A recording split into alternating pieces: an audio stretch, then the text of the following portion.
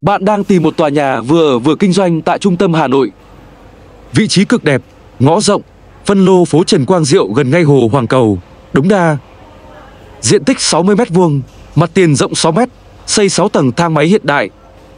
Có gara ô tô, thiết kế hợp lý phù hợp làm văn phòng, spa, showroom hoặc cho thuê. Sổ đỏ chính chủ, pháp lý rõ ràng. Giá chỉ 26,8 tỷ, cơ hội đầu tư cực tốt. Quan tâm liên hệ ngay anh Dũng 0963 146 879.